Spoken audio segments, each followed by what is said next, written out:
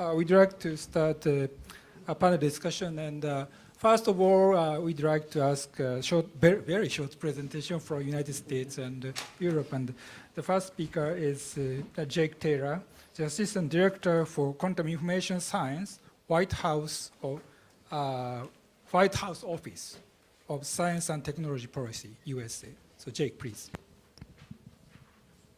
Thank you so much for that introduction and the invitation to be here today. I had the pleasure yesterday of attending the plenary session at the Moonshot program in Tokyo. And I'm so excited to talk today with this audience and with this panel about pathways forward using the Moonshot to better understand how we can do top-end, the very best research in an emerging technology area like quantum information science.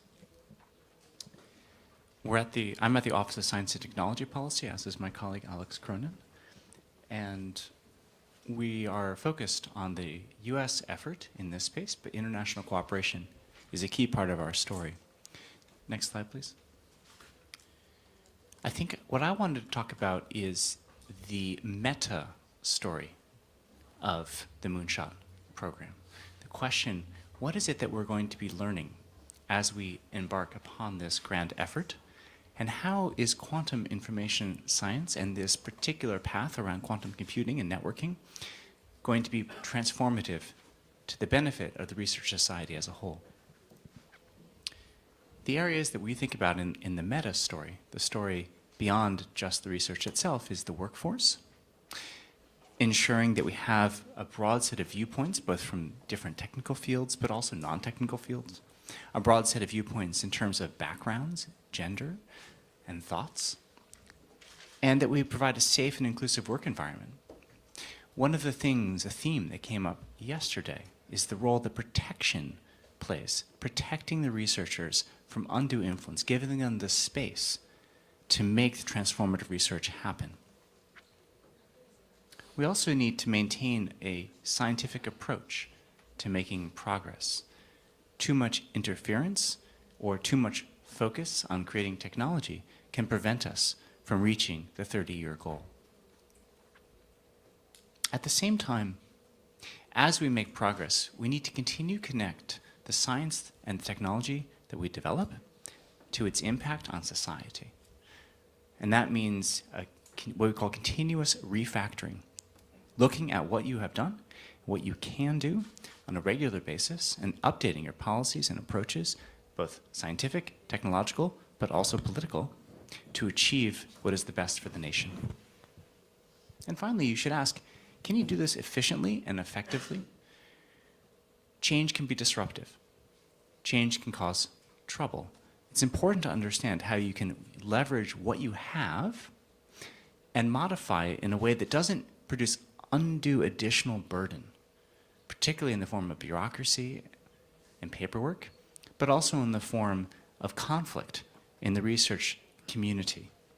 And we have to come up with pathways that allow us to do this rapidly and efficiently. Next slide, please. I wanted to end my opening remarks by just indicating that we are at a frontier in quantum information science, particularly around quantum computing, where the industrial engagement is ticking up, and the 10-year horizon of the suggested program is going to have to wrestle with how the spin-outs and spin-offs, both intellectual and scientific, but also industrial and commercial, can be integrated into the success stories of this program. And I really do encourage to understand and to think about how the fundamental advances that we're making as we go through a program like this impact other aspects of science and society, to keep track of those successes, to understand them as successes, and to integrate them into the pathway. And I mention this because in the last 10 years, the United States has had a dedicated and strong effort in quantum computing, and there was this quantum supremacy result mentioned earlier today, which we saw as an indication of how a long-term investment in the universities, in the government laboratories, and industrial investment culminated in a dramatic and innovative outcome. That's all I wanted to say in my opening remarks. Thank you so much.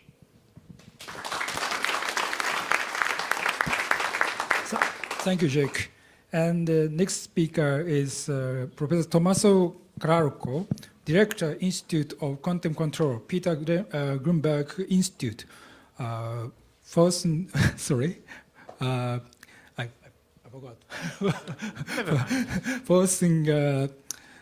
Forschungszentrum, Jülich, please. Amazing. So, I've been given 5 minutes, 4 topics, and 3 billions, so I have to be quick.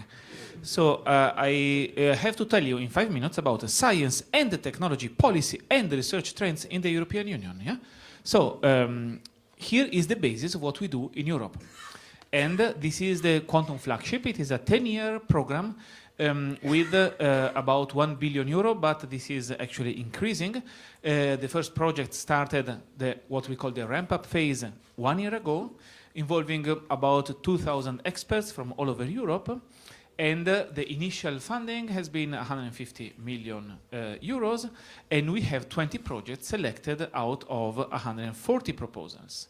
And I mean, here is both the policy and the content of what we do, because this is structured along the sort of more or less now standard areas of quantum technologies. You know, there are different flavors. Maybe here, for instance, in Japan, I see, that maybe simulation is grouped together with computing, whereas in Europe, we keep them separated. We also have an area on quantum communication and quantum sensing and metrology. And very importantly, we keep building this starting from the premise of basic science, which we continue pursuing, because this is really the foundation of what we will do in the future. So the whole span of our initiative is in this slide. From the research part, which is the flagship, with now 1.2 billion at the moment from the European Union, and several billions from member states funding. And then there is Quantera, which is an organization, a consortium of national funding agencies, which are also oriented by the same priorities. And this is 32 funding agencies from 28 member and associated states of the European Union.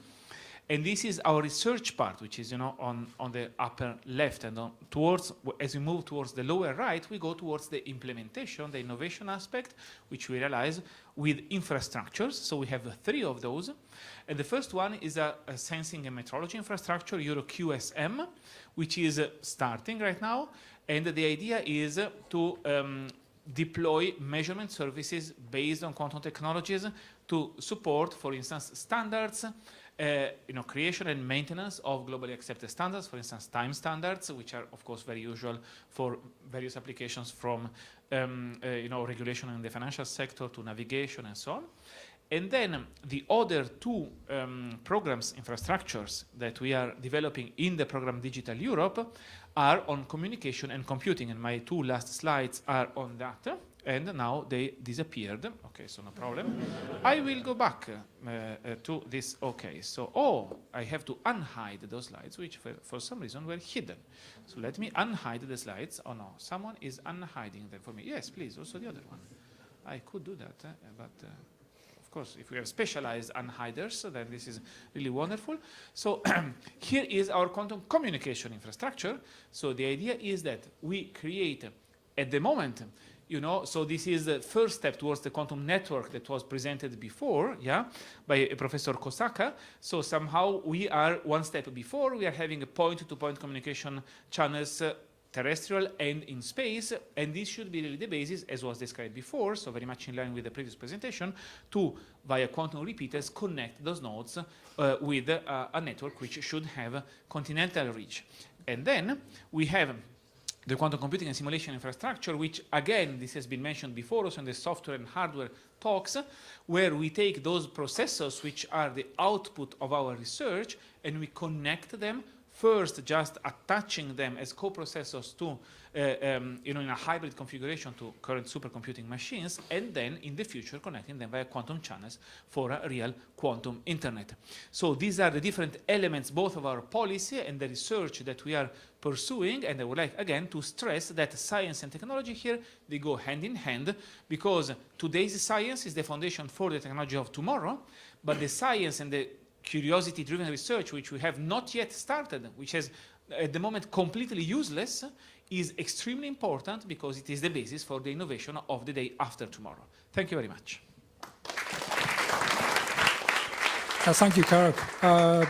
The third speaker is Alexander D. Cronin, Senior Quantum Coordinator, White House Office of Science and Technology Policy, USA. Please, Alexander. Thank you. I was asked to speak about quantum information science trends and opportunities, but I've learned from the Moonshot program that this should be named inspiration and ambition. So I only brought 3 examples. I will talk about using quantum technologies for ultra-sensitive measurements, revolutionary approaches to computing, and new tools. And throughout those examples, I will highlight some opportunities for cooperation, collaboration. Squeezed light is improving our gravitational wave detectors, and it's really working. After 40 years of planning and improving the engineering of the LIGO apparatus, now you see the quantum optics module on the right side is having an impact, shown on the left side, expanding the volume of the universe that we can survey for black hole and neutron star binary systems. So this is an uplifting example of the quantum optics squeezed light application from the PhysRev letter just this month. And they really are detecting in squeezed mode now in 2 of the LIGO nodes, the Washington and Louisiana sites. Also here in Kamioka, there is a gravitational wave observatory. And in Europe, the Virgo, European Gravitational Wave Observatory, provide opportunities for networking and expanding the windows on the universe. And we can apply the quantum technology and the know-how as we go forward together. We heard the ion chip referenced several times as a complementary approach to the superconducting systems. And the thing that is most remarkable to me is how the sophisticated chip trap for the ion system now enables engineering and scale up in a way that we must break down the barriers. We need the algorithm developers and the compiler experts and the surface physics experts and the quantum computing theorists all to work together. So it's not just physicists on this project. It's a full stack, as was referred to in Professor Nakamura's lecture. And the software lecture that we just heard from Fuji-san, it was also clear that such an approach is a new paradigm in computing. Some of the challenges for applying these near-term devices are common ambitions that we all are now working on. I want to highlight from this workshop report the crossing point that's coming soon, right? Back in the 1990s, when the quantum computing hardware had 1 or 2 qubits, the only algorithms that were inspiring the field actually required millions or hundreds of thousands of qubits. And it's the creative advances of the algorithm developers and the compilers that have brought down with optimization protocols and algorithms that are for quantum chemistry or for ARAKAWA, the optimization protocol. Those don't need so many qubits, and at the same time we see the number of qubits improving, and when those two cross, well, then it's going to get really exciting. So this is obviously the right time to be ambitious about getting there and understanding what will be possible. It's not just the number of qubits, the quality of the qubits and the error rate needs to be improved. So the trajectory there is actually fertile ground for discovery. In this consortium report with international participants, new algorithms, better qubits, and methods to understand the abstraction of the problems that we are facing. Those are highlighted there. And fundamentally new types of sensors. Here in Kyoto, we have seen a dozen lectures and very nice posters on the NV centers in Diamond.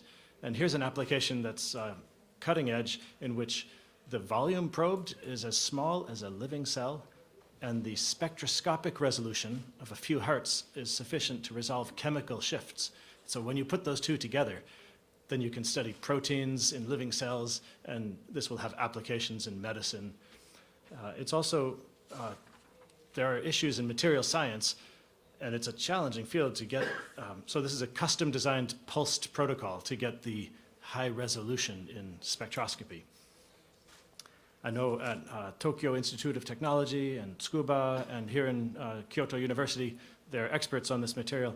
I want to show how by working together all across the world, we can get new results. Here's a slide that was presented from Natalie De Leone's group to get this one picture in which they increased the lifetime of the NV centers, the coherence times, near the surface. They had to go all over the world. They had growth accomplished in Tsukuba, they had etching at Harvard, and annealing in New York, and all of these different sites were working together. So we can benefit as a world by finding the best facilities and finding ways to advance the field. So I urge you, as you develop the Moonshot program, to keep in mind the big ideas that drive your imagination and ask, are there fundamental limits to the nature of entanglement in size or in time or in number? And what can we learn from naturally occurring systems? And can we mimic photosynthesis with charge exchange or excitation exchange, transfer processes that utilize coherence? And from engineered systems, will we be able to really understand the fundamental problems that motivated so many points of view for quantum physics in the beginning? And very importantly, as my colleague Jake mentioned, how do we uplift the entire community and let more people participate in and benefit from the results of quantum technologies? How do we get school children to have a role in inventing the applications for the next generation quantum computers? So with that, I want to say thank you for inviting us to join you in Kyoto. Thank you, Alex. Now we'd like to move on to the real part of panel discussion. And first, I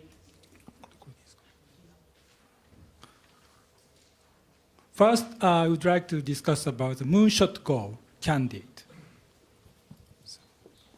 They realize a 4 trillion universal quantum computer that will revolutionize economy, industry, and security by 2050. That is the candidate goal.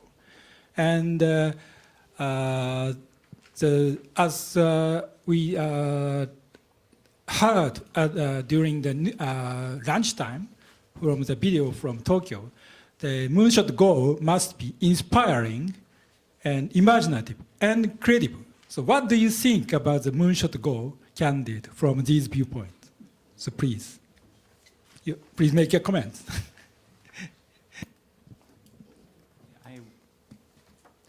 If you don't mind, I'll lead. And I wanted to say that the opportunity to be inspired by the scientific and technical challenge that this dream represents is tremendous. But to translate that opportunity into inspiration is an effort that will tax many. And so when we talk about the credibility of inspiration, to bring two of these words together, I think that there is a substantial opportunity to get that inspiration and send it through society. I see the public excited about this. Just this morning, the Nikkei Shimbun ran a piece about the symposium that we hosted here yesterday and the day before. You know, it's on the front page of the newspaper. Obviously, society's engaged, and it is up to the scientific community to continue that dialogue. So insofar as that's integrated into what one does in Moonshot, it's not just research, right? It's also how you connect. I think there's a great opportunity. Thank you, Jake. So I will adhere strictly to your question. You are asking, is it inspiring? I think, yes, it is inspiring, because it indicates something for the future which will move many things, as Jake said. You ask, is it imaginative? Well, I say it is certainly imaginative, because, you know, it entails, I read the report, it contains a vision for the future and future of society. You say, is it credible? Well, I look at your milestones, and I read, achieve large-scale integration required for fault-tolerant universal quantum computers by the year 2050. Yes, I think this is credible. However, I am not sure that this coincides with realizing a fault-tolerant universal quantum computer that will revolutionize, because, I mean, it is one thing we know, in other words, there is, I think, consensus in the scientific community that you can achieve large-scale integration, but now, how well will it work? That's the open question. And I would say that from our side in Europe, we are kind of very cautious on this, because when you promise something to governments, even though it is something which will come long after every one of us retirement age, I mean, if we promise it and we say, it will certainly come, well, if then it doesn't come, then we are creating consequences for future generations, and I feel responsible for that. So in this sense, I can say that, at least on our side, there is broad consensus that large-scale integration and all the other steps that are described, well, that is credible. Whether it will be possible to realize a large fault-tolerant quantum computer, I think it is a very nice, fundamental science question, which at the moment is unanswered, and I wouldn't venture into answering that because, as someone said, and depending on the website, it is George Bernard Shaw, Winston Churchill, or someone else, it is very difficult to make predictions, especially about the future. Thank you very much. Was very honest opinion. I find 30 years inspiring. To plan so far is actually beyond most of the experience that I've seen for the professors and even the agencies that I've worked with. So to pick a scientific goal, a fundamental science goal that really might take 30 years, that is visionary, and I find it inspiring. Absolutely, I agree with Tommaso. It will expand the frontier of what we know about nature and what we can do as engineers and scientists. At first, when I read the documentation, I was a little bit concerned. This is a singular goal. We want to get there.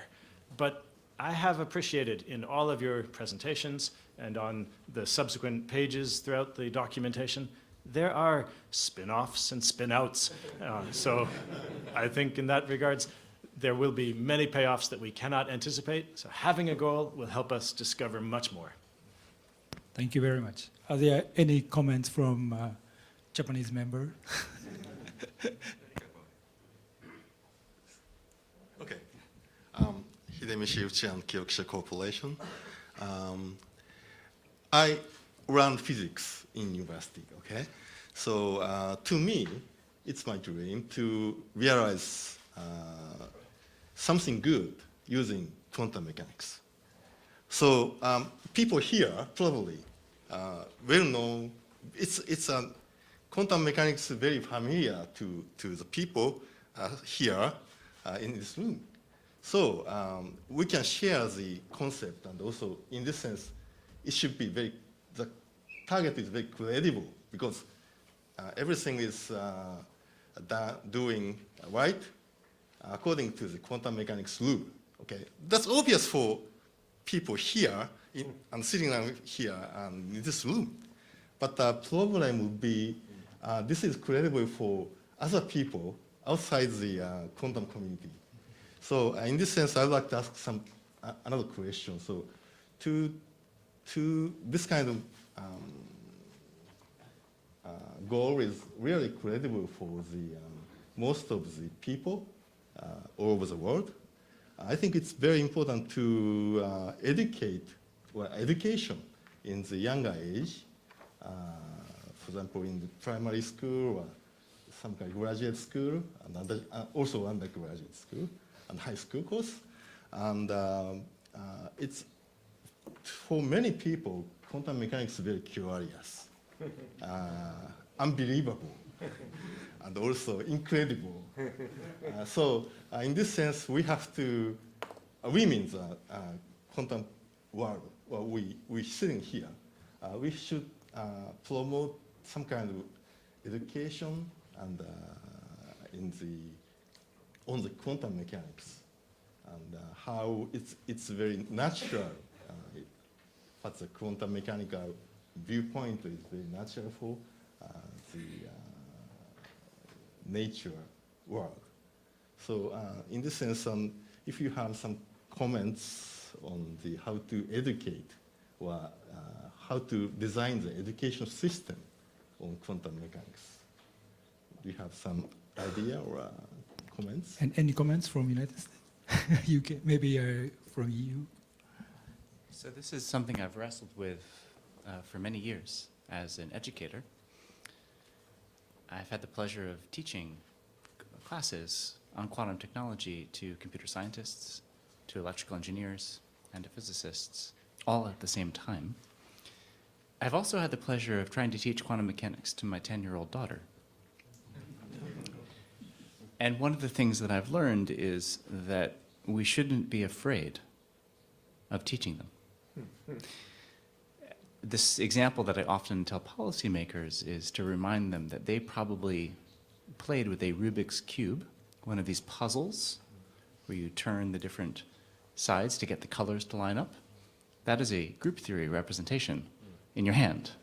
And a quantum circuit is, in the ways we often run them, is another group theory representation, though it's easier to see on a computer than it is in your hands. But why not put it in our hands? Thank you.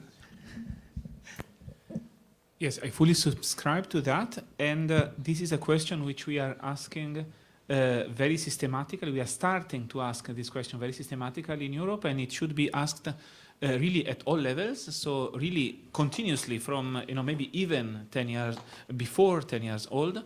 And we don't have the tools for that because sometimes we are afraid it looks very mysterious, but I really like this Rubik's Cube metaphor. And what we need is we need to involve and engage also with the educators and teachers. We are starting a survey. I know that in Australia, for instance, this is being started by the National Academy of Sciences there, really a survey with teachers. I mean, what do you teach? How should we change the curricula? There are some episodic examples. For instance, in Italy, I have learned that immatriculation numbers in university were going down and down and down for years until at some point they decided to change the curriculum of high school and to introduce quantum mechanics in the last year, and then boom, there was a jump up in the inscriptions for physics. So there are some simple things which can have a great impact, and this is really a very central topic also for us in Europe at the moment. Thank you very much. Maybe, the education is very important to really to make the public understand this goal. For example, quantum mechanics is very difficult and very strange. So maybe it is very difficult to believe in such a goal. So it's probably very important to make a quantum education widely. And also it's a really difficult to discuss inspiring, imaginative, creative. That's the criteria from government. And so it's the most important thing is probably this goal is to be widely accepted in public. Okay, that is probably the most important. Education is one thing, and I think this maybe it's very difficult to understand what is a Fortran universal quantum computer is. But if it is ever built, then as Professor Keisuke mentioned, nitrogen fixation. Currently, the Haber-Bosch method consumes lots of energy. Some says 1%, some says 3% of the total energy the human being is consuming is used for Haber-Bosch method.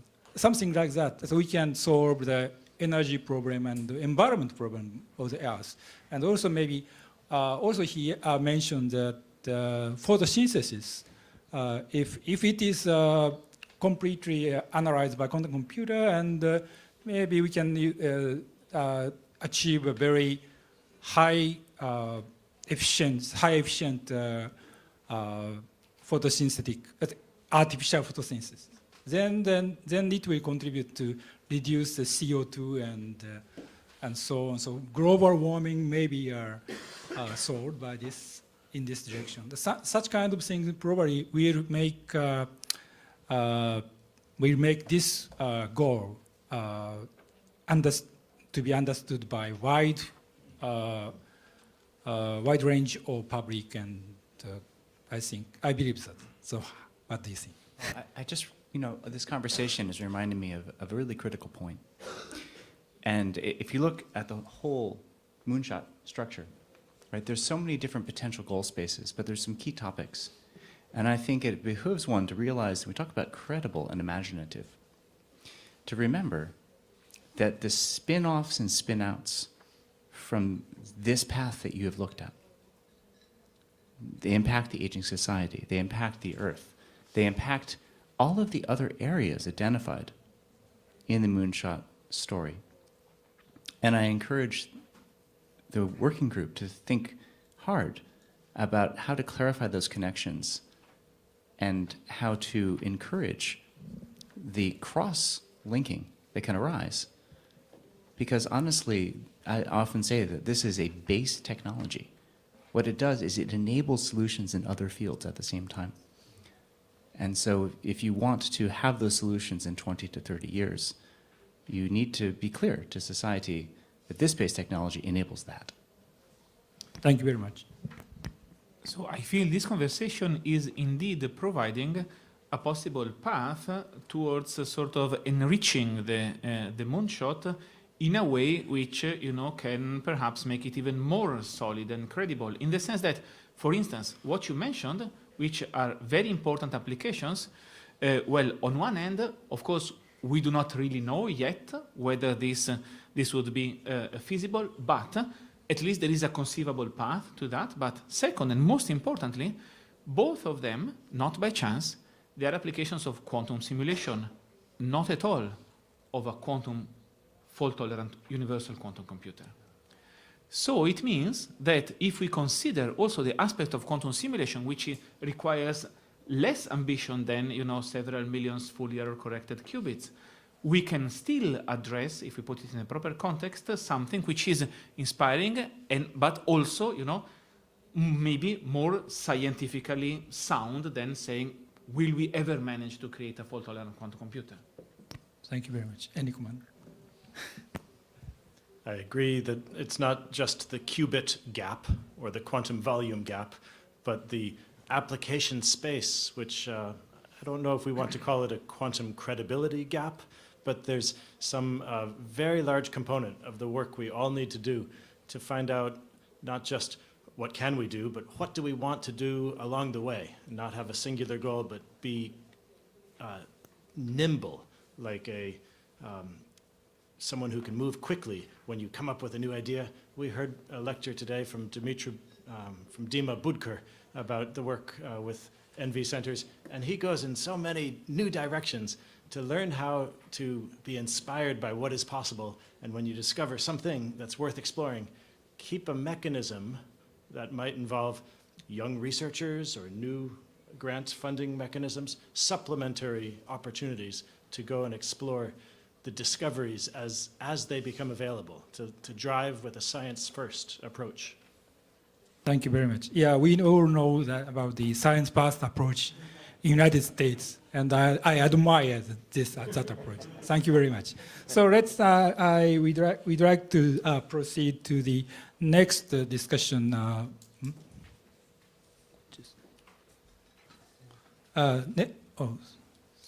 Next discussion agenda. That is the strategy and milestone towards the Moonshot goal. So the development of NISQ computers by NISQ computers of a certain scale and the effectiveness of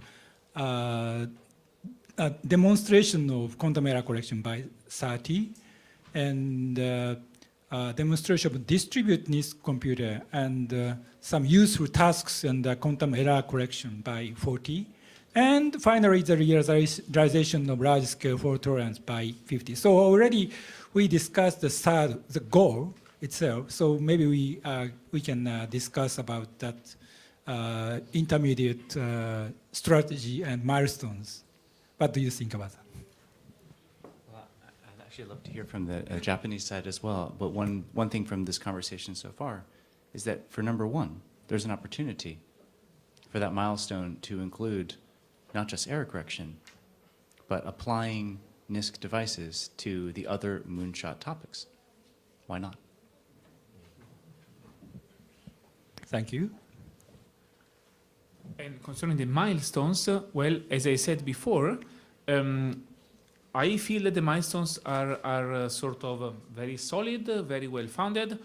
Of course, there needs to be a clarification that, this is an estimate, it's a hope, it's not a certain promise that it will be achieved. And I would say that, the formulation that here is in the report, I think this is the proper one because it says achieve large-scale integration, which is required for fault-tolerant universal quantum computers.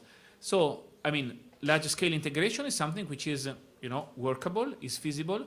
Whether it will give us fault tolerance, we don't know. We shouldn't promise, probably.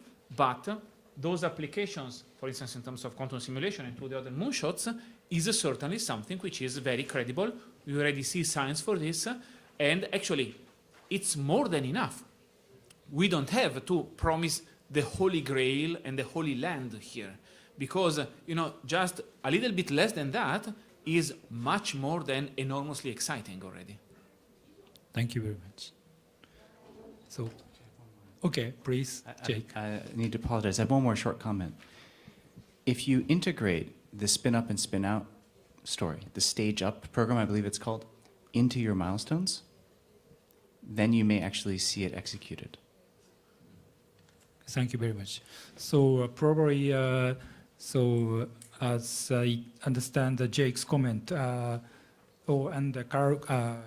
Tommaso's comment, maybe the interim spin out or spin off, for example, advanced NISC computer or advanced NISC computer with a little bit of quantum error correction, the extended lifetime, may be used as an analog quantum simulator, for example, to find room temperature superconducting material, or something like that is very wonderful. Such kind of spin-offs I think is possible. Are there any comment? Please. So I think these milestones and goals are very natural conclusion. Actually, this is the second boom of quantum information. The first one occurred in the beginning of this century, but the situation is very different. This time, we observe the real encounter and collaboration between SEES-oriented people and needs-oriented people. And this example, for instance, 2050 is 30 years later, but 30 years before, it's 1990. And who predicted that the Ising model can be used for traffic, something like a VQE, or there are many things. We don't know it's an exponential speed up or not, but people do not stick to exponential. It may be exponential speed up, but that kind of tolerance gives us the freedom of, and so that is a kind of surrounding ground should be slightly higher in order to make the summit. And of course, this moonshot is aiming at a summit, higher summit. And both summit and surrounding ground are necessary. So I'm very optimistic about this field because as an Ising model case, once you have a machine which can be used, then unexpected uses will appear. I strongly believe, Thank you very much. So if you, the moonshot approach, the spin-offs and spin-out are built in. So I think that will make sense. So thank you very much. And I I'll proceed to the last topics to discuss. That is expectation to Japan regarding this, the Moonshot goal. So from the international panel.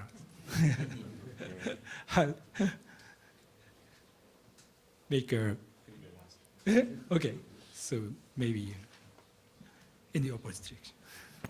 I think having student exchanges, postdoc exchanges, opportunities for internships, and opportunities to access the facilities where there is great knowledge about materials and other system components, that will help us all and will make an interaction that brings us there faster. So I think we are united by a culture of discovery, and having the students go back and forth is one of the easiest ways to make it work. Even within a university, there can be isolated experts, and it's the students who are the glue. And we can do that on a large scale. It's worked for decades, and we should keep doing it. Thank you very much. Get entangled. Yes, so entanglement and correlation at the international level in terms of cooperation, as we discussed, for me, in this context, would fulfill two roles. On one end, enabling, making it possible what is not possible at the moment for any individual country or continent. It really is, and I like to quote Hartmut Neven from Google, it's not so much a race of one country or one continent against the others, it's a race of mankind against nature to really master and tame this phenomena of quantum mechanics. And so we need all the help we can possibly get. And so I would say our expectation from Europe would be to witness openness to cooperation, especially on the scientific level, and in the future also on the innovation level. And I can say that this for me would fulfill also a second, perhaps even more important goal, because what we see today is that, well, indeed, there are many fields of science, technology, and human endeavors in which there is much less cooperation than competition at world scale. And this sometimes has, as we know, very bad consequences. And so in this sense, I would say that, science is something without borders. We see it in our cooperation that we have here. We see it in the cooperation that we have actually as scientists with colleagues from all over the world, regardless of geopolitical considerations. And so in this sense, if we would manage at world scale to unite forces to master and tame nature at the quantum level, I would say, my personal expectation here would be that we will give a little tiny contribution to the advancement also of world's peace. Thank you very much. Jake. So one of the things that I will try and touch upon that's a little bit different than my colleagues is the economic component of this space. Because if you look at the scientific advancement and its connection to society, it will also lead to economic change, economic growth. And this is reflective of Son-san's commentary yesterday at the Moonshot event, that Japan's approach here is an opportunity to own the future of science in Asia and maybe science in the world. So when I think about what you're trying to achieve and the opportunities in the international space, I think that there are some really unique applications and what we call sort of end-user approaches of the systems you're looking to build, which will help solve problems that are very specific to Japan, but will then be exportable around the world. And I think that we will cooperate, I'd like to hope we can cooperate closely in all the science we need to get there. But I also like to think that we can find pathways for developing at the national level and at the international level the application space advancements, the unexplored unknowns as referenced by Professor Moto, which can actually lead to the benefit to society and also that economic growth. I can hope that as like-minded allies and partners, we can continue to make progress on this and be engaged throughout the story. Thank you very much. I think I guess we almost agreed on that moonshot goal itself, and maybe about almost the approaches and milestones, and with some spin-offs, spin-out, and of course, and widen the education and so on, and that let's get connected internationally and get entangled. Is that okay for you? Then I'd like to close this discussion session. Thank you very much for. I'd like to start to wrap up the discussion after this working group 6. So I'd like to repeat the name of this working group first: creating innovative non-traditional sciences and technologies based on quantum and related phenomena.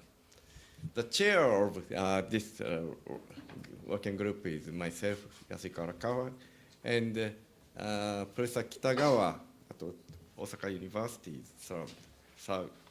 serving this working group as the sub-chairs.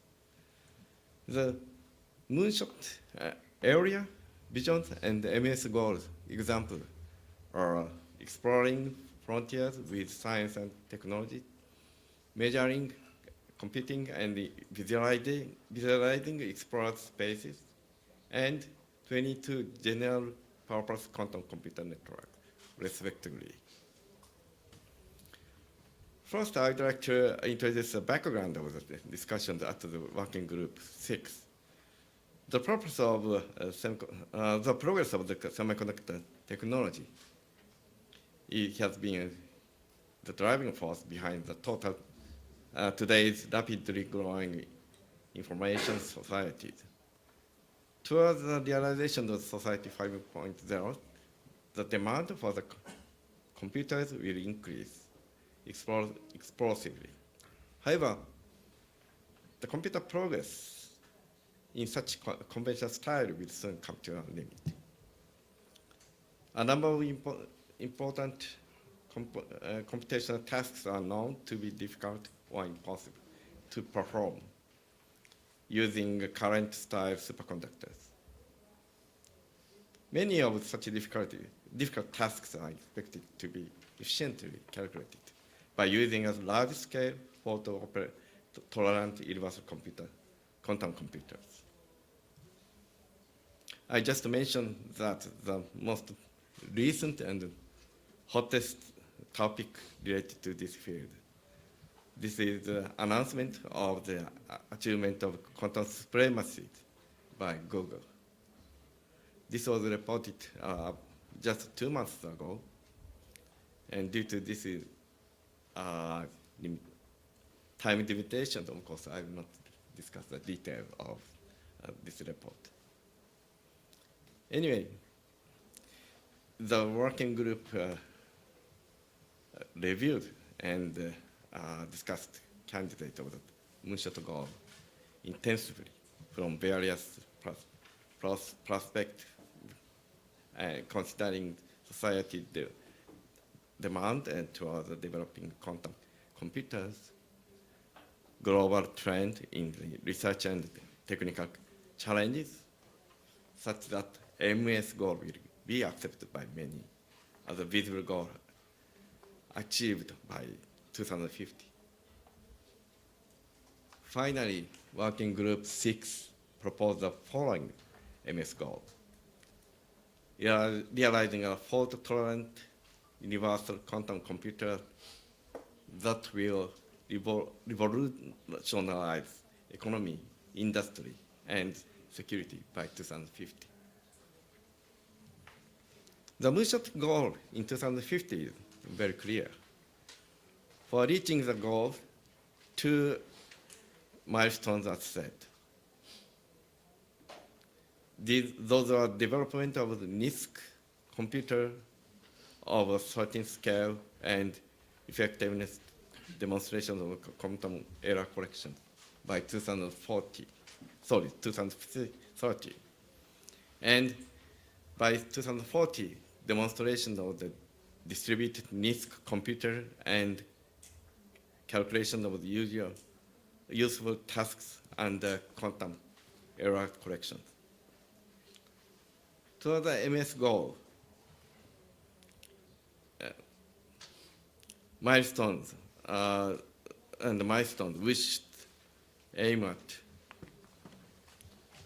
making effort towards the goal through the development of hardware, quantum software, and quantum network systems.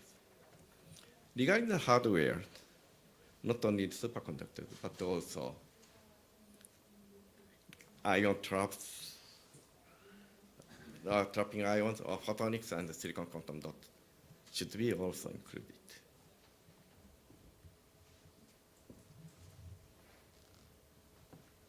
Based on the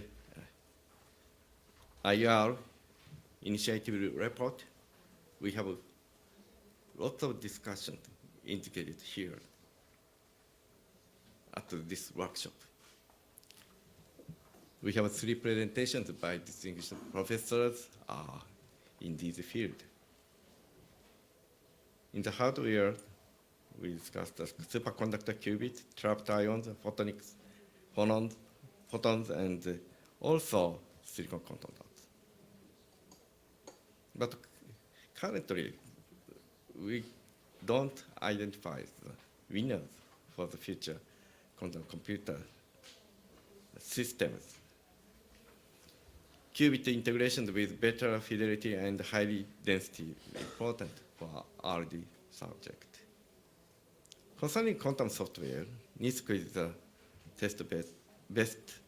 one of the best bet for the large-scale fault-tolerant computing systems. Next time stone is demonstration of the quantum error corrections. And applications, algorithms, programming, architecture, and hardware control are important RD subjects. Concerning quantum network, quantum internet and quantum repeaters are based on ion, atom, photon, or diamond are strong candidates. Quantum memory and quantum repeaters are important R&D subject to be developed. After that, we have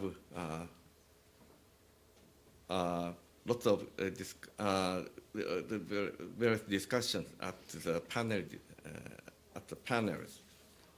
We invited 3 distinguished panelists from the United States and Europe. We discussed so first whether MS goal is inspiring and imaginative, and also creative or not. So we agreed that MS goal is very inspiring and imaginative. Also, it is creative because milestones are cleared and also the approaches can be